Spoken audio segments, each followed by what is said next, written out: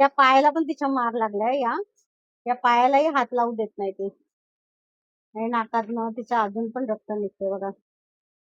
म्हटलं आज तिला दवाखान्यात ना, संडेचा दवाखाना बंद असतो ना, तर म्हटलं आज न्यावं तिला दवाखान्यात.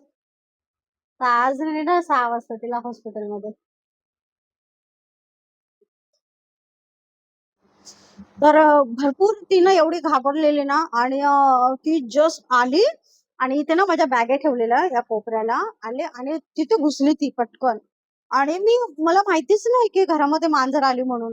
नंतर मी जेव्हा बॅगा वगैरे काढत होती ना, सामान मला सगळं व्यवस्थित करायचं होतं, तेव्हा बघितलं तर मांजर. अरे एवढा बिचारीची एवढी कंडिशन खराब होती ना, बापरे. एवढं बरं आहे की त्याला कुत्र्याने चावलं नव्हतं, पण तरी तिच्या म्हणजे एवढी घाबरलेली ना ती. मी अशी हात लावायला गेली ना तिला, तर मलाही अशी खिजून येत होती. म्हणजे आता भीती असते ना, तिच्याही मनामध्ये खूप भीती होती. मग मी अर्धा तास थांबले तिथे आणि अर्धा तास तिला हळू तिच्या जवळ गेली, तिच्या डोक्यावरनं हात फिरवत राहिली की तिला कम्फर्टेबल होईल म्हणून. मग त्याच्यानंतर मग मी गेली तिच्या जवळ आणि हळूहळू जेव्हा मी तिच्यावर हात फिरवला ना, मग तिला हे वाटायला लागला, तर ती पण नॉर्मल झाली एकदम. नॉर्मल झाली तर मग मी तिला आहे ना एका वाटेमध्ये थोडं दूध आणि थोडं पाणी दिलं. तर तिने काय ते पिलं नाही. मग ते दूध पिलं ना, पाणी पिलं, ते तसंच राहू दिलं. मग मी म्हटलं हिला अर्धा एक तास अशीच राहू देते, ही जरा हे झाले ना, मग त्याच्यानंतर म्हटलं हिला घेते मी. मग त्याच्यानंतर मी 1-2 तास तिला सोडले एकटीला आणि मी माझ्या माझ्या कामाला लागली. आणि त्याच्यानंतर मग बघितलं तर मग मी परत गेले तिच्या जवळ आणि परत गेल्यानंतर मग मी तिला हळूहळू तिच्या डोक्यावरनं हात फिरवायला लागली, तर ती नॉर्मल झाली. मग त्याच्यानंतर पण तिने दूध काही पिलं नाही. ते घाबरली होती ना लय, काही तिने दूध पिलं नाही. मग त्याच्यानंतर मग मी तिला हळूहळू करत जवळ घेतलं आणि जवळ घेतल्यानंतर तिला थोडं लाड केला.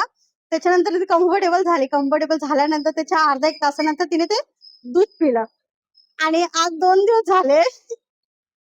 ती बघा, ही आमची माऊताई. माऊ नाही, बोक्या आहे.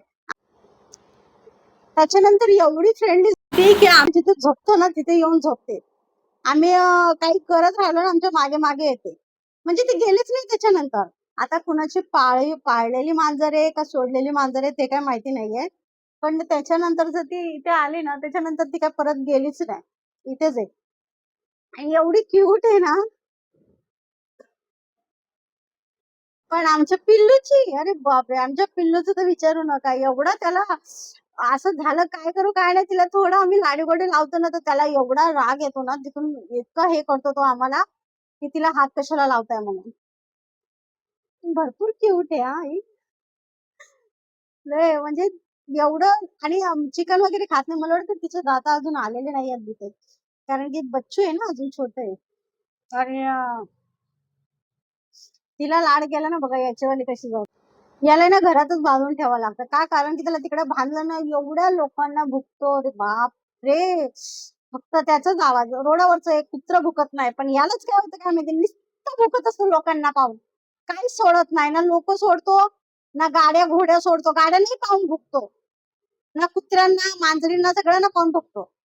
आणि हिला थोडी लाडी गोडी लावली तर तिची अजून जाते, अजून भुकतो जोर जगाने.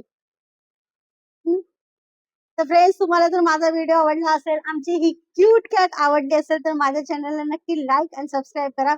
तुमच्या सपोर्टची मला खूप गरज आहे. Thank you for watching my video.